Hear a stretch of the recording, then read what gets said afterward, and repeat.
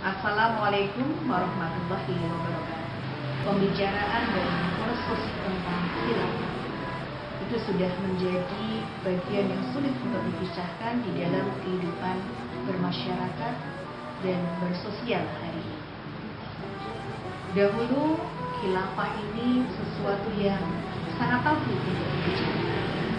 Tapi hari ini pembicaraan khilafah sudah menjadi hal yang biasa dibicarakan di masyarakat, dari kalangan masyarakat biasa, dari kalangan ustadz, dari kalangan ulama, dari kalangan profesor, bahkan juga dari kalangan para provokator.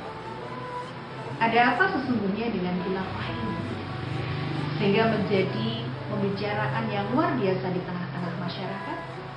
Hari ini saya akan berbincang dengan Umi Mulia, penggagas gerakan Ibu Mengajar. Kita sapa dulu Umi Mulia. Assalamualaikum Umi, apa kabar hari ini? Iya, luar biasa. Hari ini kita ditemani oleh Umi sebagai penggagas gerakan Ibu Mengajar yang mengembalikan para ibu ya, ke dunia yang sesungguhnya menjadi seorang pendidik yang bermanfaat. Menurut Umi, gitu kan? Gimana sih sebenarnya khilafah itu sendiri menurut pandangan Umi? Bismillahirrahmanirrahim.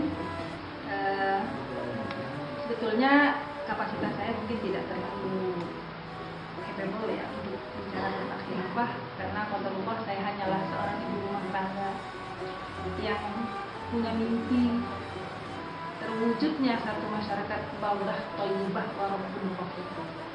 Ternyata itu tidak akan bisa terbentuk kalau tidak ada sistem yang menaunginya. Nah, dalam pembelajaran lebih lanjut kita temukan itulah yang kemudian disebut dengan sistem khilafah.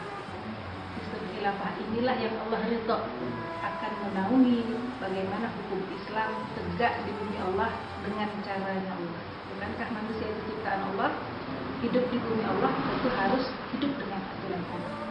Jadi khilafah itu adalah harapan kita, kerinduan kita umat Islam, bahwasanya sistem yang akan berlaku di muka bumi ini adalah sistem yang Ya, luar biasa ya.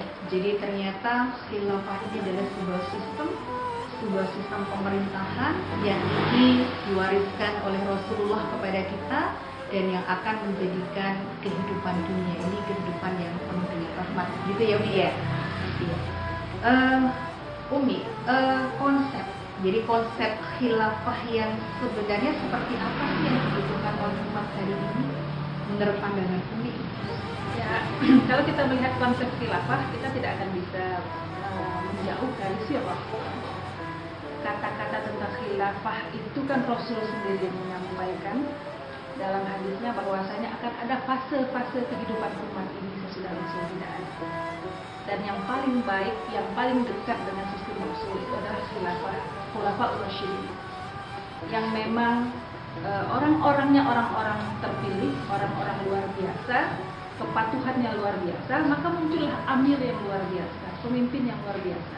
Nah, kemudian dikasih nama khalifah-khalifah itu khulafaur rasyidin. Dan beratus-ratus tahun sistem ini bertahan. Apa artinya? Artinya sistem kekhilafahan atau sistem khilafah itu adalah sistem yang Allah titipkan untuk kita dengan segala aturan yang sudah dicontohkan Rasul, di mana Quran dan Sunnah sebagai sumber utama. Apa yang dinaungi? Seluruh sistem kehidupan dalam sebuah negeri itu dinaungi oleh sistem khilafah. Jadi sosial, politik, budaya, ekonomi, sehingga muncullah satu peradaban yang namanya peradaban Islam. Jadi ketika kita bicara khilafah, kita akan harus banyak menggali pertama dari situ. Bukan dibuat-buat, bukan sebuah euforia umat Islam ingin, enggak, itu sudah ada sekian waktu yang lalu. Artinya ketika orang bicara khilafah itu adalah kerinduan setiap orang yang mengaku orang Islam. Dia pasti rindu akan tegaknya khilafah, karena khilafah pasti akan berdasarkan Quran dan Sunnah. Komisi kita hari ini, kalaulah kekhilafahan itu menjadi perbincangan, artinya alhamdulillah dari sisi edukasi itu kan bisa dua arah ya. Kalau kita menggambarkan khilafah dalam sesuatu yang memang kita pahami Allah, kalaupun orang membicarakannya dengan sisi negatifnya, kita sudah diuntungkan. Artinya terbicarakan, teragendakan oleh umat ini. Dan begitu teragendakan, orang akan tahu. Cepat atau lambat. Tapi kan khilafah ini kan sistem dari Islam, dari Allah, satu untuk seluruh dunia. Berarti Dan berlaku untuk muslim dan non muslim. Ini yang kadang-kadang distorsi. Iya. Kalau begitu berarti kan nggak sama dengan demokrasi dan juga nggak sama dengan kerajaan. Jauh berbeda, ya. Kalau kita bicara tentang sistem yang ada hari ini, yang kita anggap sebagai sesuatu yang sudah tepat, di mana semua orang banyak memutuskan banyak urusan, maka pasti akan ada hak-hak Allah dan Rasulnya yang terabaikan. Bahkan hak-hak masyarakat bisa terabaikan. Kenapa? Karena kebenaran tidak berdasarkan keinginan kita. Kebenaran itu menurut maunya yang maha benar.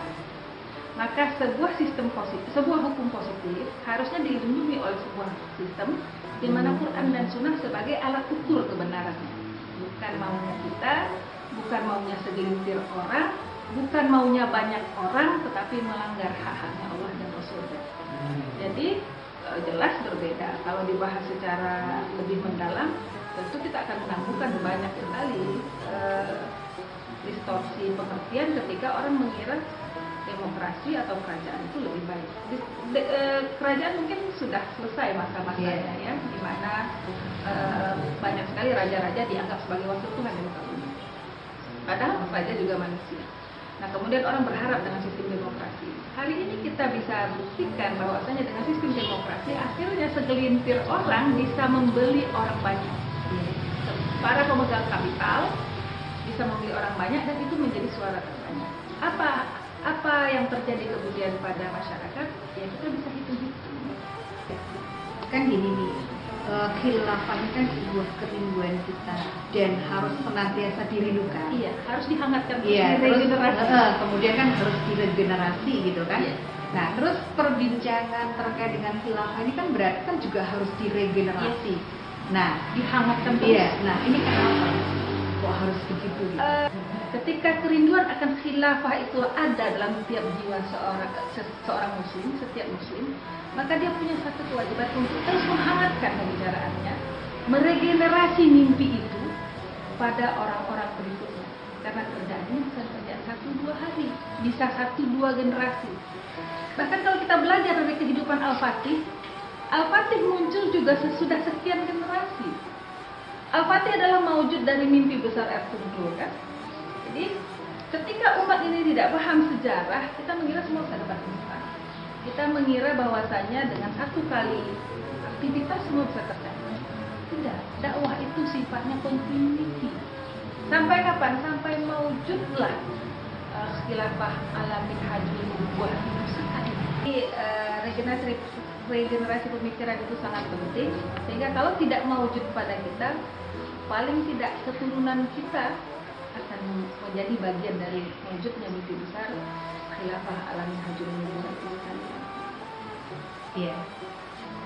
Demikian pemirsa Muslimah Rindu Syariah, perbincangan bersama dengan Umi Mulia. Berarti Umi, kalau kita bicara khilafah ini memang sistem yang terbaik, yang berasal dari Allah, dan ini merupakan sistem politik landasannya. Iya. Menurut sejarah sudah terbukti gitu kan, secara empirik juga terbukti gitu kan, bahwa ini adalah sistem terbaik dan ini menaungi seluruh sistem-sistem yang ada, mulai dari sistem pemerintahannya, sistem politiknya, sosial, kemudian pendidikan, kesehatan, dan semuanya dinaungi dengan sistem khilafah ini berlandaskan dengan Al-Quran dan As-Sunnah. Dan perjuangannya juga harus terus diregenerasi karena ini penting ya, Mia. Napasnya mesti panjang. Iya. Iya, namanya khilafah itu bukan perjuangan sehari 2 hari, tapi berkelanjutan hingga tegak di tengah-tengah kehidupan kita. Itu ya, Mia. Ya. Nah, terima kasih banyak Umi Mulia. Semoga ini bukan pertemuan yang terakhir, tapi ini adalah pertemuan pertama bersama dengan pemirsa Muslimah Rindu Syariah. Saya cukupkan sampai di sini. Terima kasih banyak. Assalamualaikum warahmatullahi wabarakatuh.